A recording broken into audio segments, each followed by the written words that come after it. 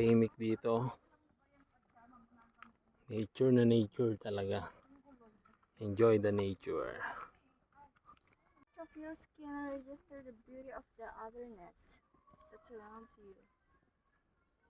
Ayan o, go ahead and hug a tree. Camp John Hay. Dahil napakaganda ng ambience dito, grabe. Kung gusto mo ng katahimikan sa buhay, dito ka pumunta. Dito ka huminga ka ng malalim. Enjoyin mo yung ganda ng nature. Wala ka nang maririnig dito. Wala ka nang ibang maririnig.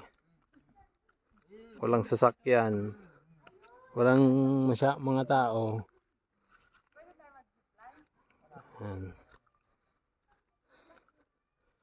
Yan yung zipline dati. Yun o. Bakit nay? Wala na. No bikers allowed. Bawal ang mga magdala ng bike dito. Enjoy the beauty of nature. Turn off your phone.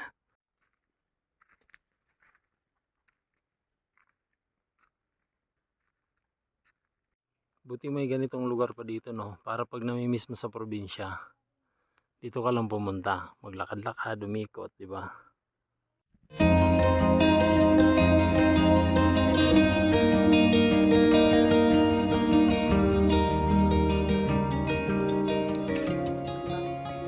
Ang ganda ng view, oh. Ang ganda, oh. Ganda. There are few kilometers ahead.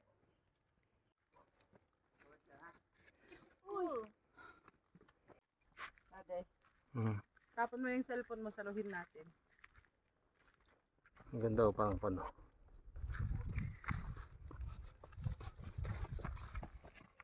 Ano binibidyo ng dati? Ganda ah.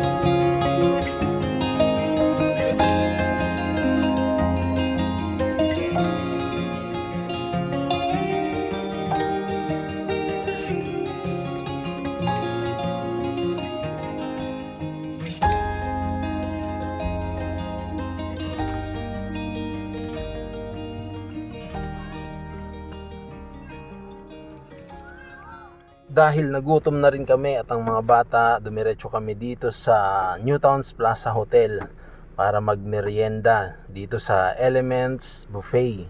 Unlimited dito guys, sa halagang 380 pesos, unlimited merienda buffet na. Napakaraming pagkain, napakaraming pagpipilian na merienda. Habang naghihintay, pwede ka muna dito mag picture. Meron sila ditong photo booth. Pwede kang mag-ikot muna dito dahil napakaganda ng kapaligiran. Napakaganda ng tanawin, meron mga pine tree na makikita sa labas.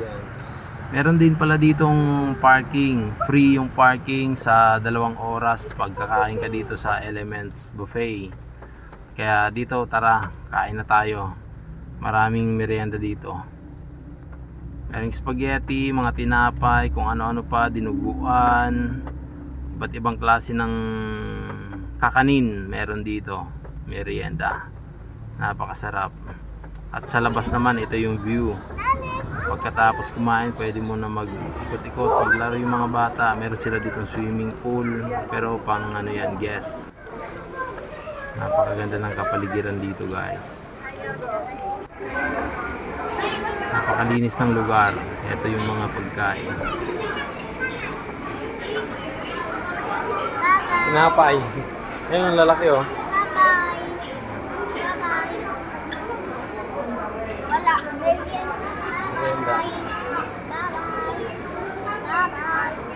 Pila-pila rin pala di yung pumupunta dito para kumain, kaya kailangan yung maghintay. Pero hindi naman kayo maboboring dito maghintay dahil maganda yung kapaligiran.